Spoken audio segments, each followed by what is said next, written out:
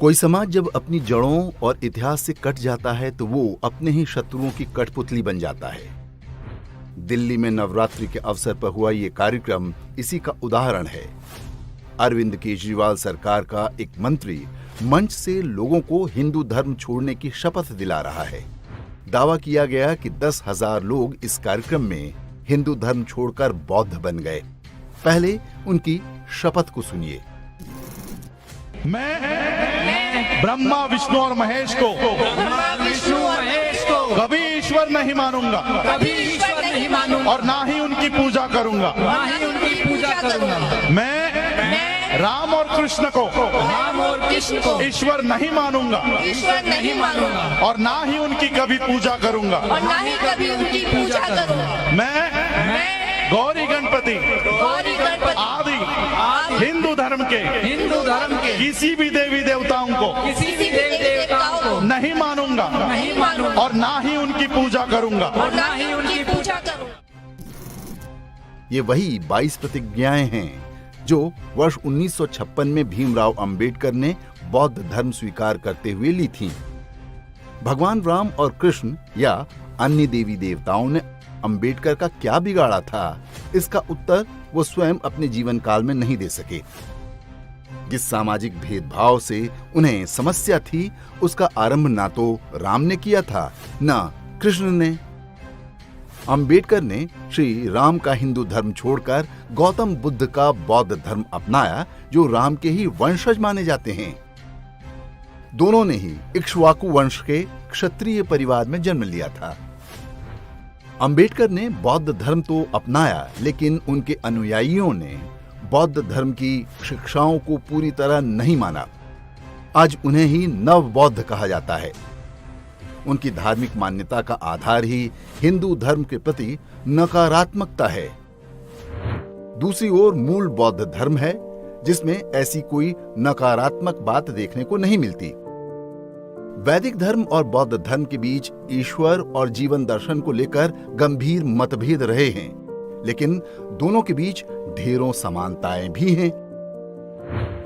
पहले अंग्रेजों और बाद में वामपंथी इतिहासकारों ने हिंदुओं और बौद्धों में टकराव की ढेरों नकली कहानियां गढ़ी, लेकिन वे सत्य होती तो उनकी कड़वाहट दोनों धर्मों के अनुयायियों के बीच देखने को मिलती।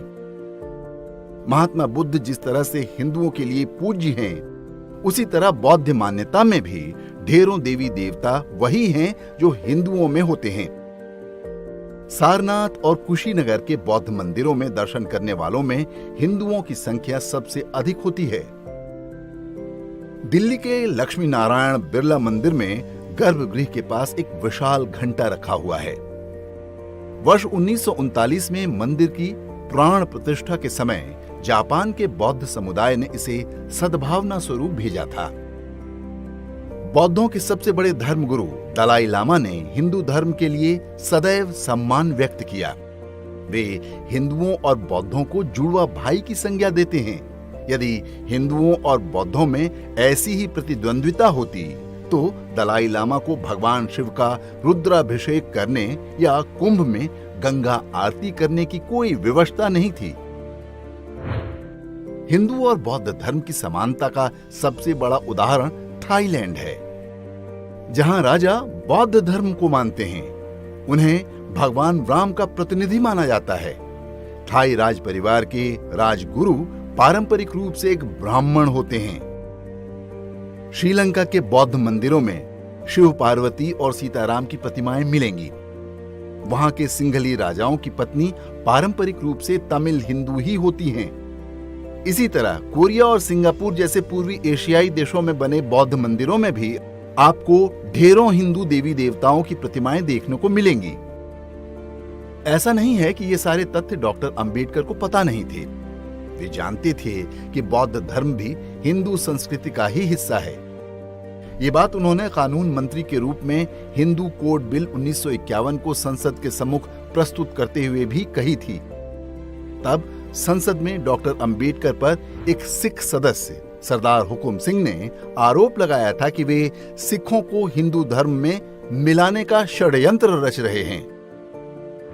अंबेडकर ने उत्तर दिया, जब गौतम बुद्ध वैदिक धर्म से अलग हुए तो उन्होंने केवल पंथ के विषयों में ऐसा किया। हिंदू वैधानिक ढांचे को बनाए रखा। उन्होंने अपने अनुयायियों के लिए अलग कानून का प्रस्ताव नहीं दिया। यही बात महावीर और सिख गुरुओं ने भी की। तो जो डॉक्टर अंबेडकर वर्ष 1951 तक बौद्धों को हिंदू संस्कृति का भाग मानते थे, वे 5-6 साल में ही इतने हिंदू विरोधी कैसे हो गए कि हिंदू देवी देवताओं के लिए आपत्तिजनक प्रतिज्ञा अपने अनुयायियों से कराने लगे। इन 5-6 सालों में सामान्य हिंदुओं या ब्राह्मणों ने निश्चित रूप से उनका कुछ बिगाड़ा नहीं था। यदि किसी ने अंबेडकर को मंत्री पद से त्यागपत्र देने को विवश किया और उन्हें चुनाव में हराया तो वो नेहरू सरकार और कांग्रेस पार्टी के लोग थे। हिंदू देवी देवताओं के प्रति अंबेडकर की नकारात्मकता न केवल अतार्किक है बल्कि संविधान की उस भावना से भी विपरीत है जिसे तैयार करने का बड़ा श्रेय उन्हें दिया जाता है। अंबेडकर कुल 65 वर्ष 7 माह 23 दिन जीवित रहे। इसमें से 65 वर्ष 6 माह वे सनातन धर्म के अनुयायी रहे। 14 अक्टूबर वर्ष 1956 को उन्होंने बौद्ध मत स्वीकार कर लिया। कुल 1 माह 23 दिन वे बौद्ध रहे। 6 दिसंबर वर्ष 1956 को उनकी मृत्यु हो गई। संविधान सभा की ड्राफ्टिंग कमेटी की अध्यक्षता करते समय डॉक्टर अंबेडकर सनातनी हिंदू थे। राज्यसभा के सांसद वे हिंदू रहते हुए बने थे। भारत के प्रथम विधि एवं न्याय मंत्री वे हिंदू के रूप में बने थे। वॉइसरॉय की कार्यकारिणी समिति में श्रम मंत्री रहते समय भी वे हिंदू ही थे।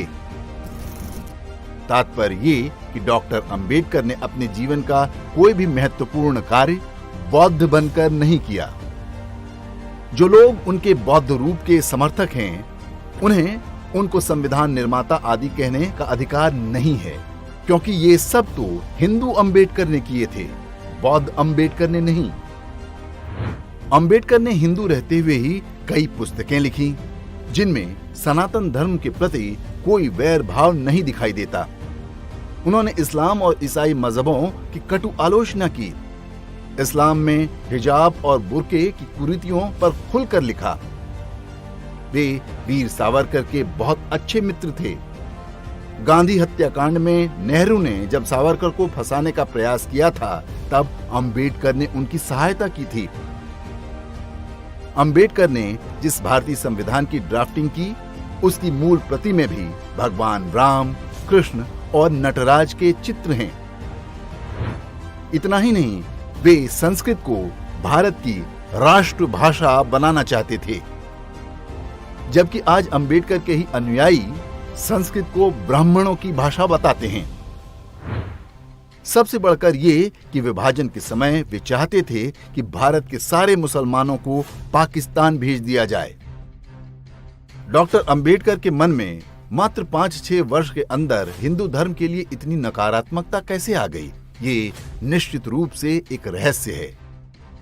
हो सकता है कि ये नेहरू सरकार में उनके साथ हुए भेदभाव और अन्याय की प्रतिक्रिया हो। एक अन्य कारण जो हो सकता है वो ये कि अंबेडकर अपने जीवन के अंतिम वर्षों में बहुत बीमार थे।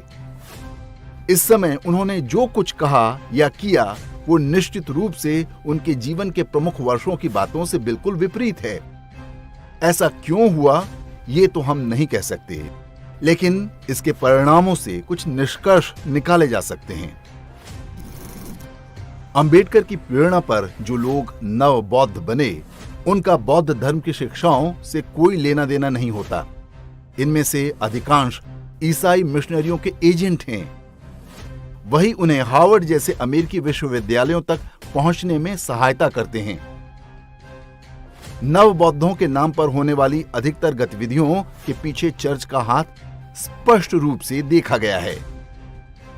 ये आरोप भी लगता रहा है कि चंद्रशेखर रावण और उदित राज जैसों के पीछे भी असली भूमिका चर्च की है। वे जानते हैं कि एक बार जब किसी हिंदू जाति को उसकी जड़ों से दूर कर दिया जाता है तो उसे ईसाई बनाना आसान हो जाता है। हिंदू से बौद्ध बनना वास्तव में ईसाई धर्मांतरण की प्रक्रिया के बीच का हिस्सा है। दिल्ली में आयोजित ये धर्मांतरण कार्यक्रम पहला नहीं था। अरविंद केजरीवाल स्वयं ईसाई धर्मांतरण कार्यक्रमों में भाग लेते रहे हैं। वेटिकन और भारत में सक्रिय धर्मांतरण गिरोहों के साथ केजरीवाल के संबंध आज किसी से छिपे नहीं हैं। उनके मंत्री ने जो किया वो भी बिना उनकी अनुमति के नहीं हो सकता। हिंदू धर्म त्यागना हो या देवी देवताओं के बहिष्कार की अपील, अपने समय में अंबेडकर ने जो किया वो किया, लेकिन अब ईसाई मिशनरियों की कठपुतलियों को उनकी आड़ लेकर हिंदू देवी देवताओं के अपमान की छूट नहीं दी जा सकती। एक जागृत समाज के रूप में हमें इसका विरोध करना होगा और चर्च के पैसे पर पल रहे बहुरूपियों का पूरी निर्ममता के साथ विनाश करना होगा।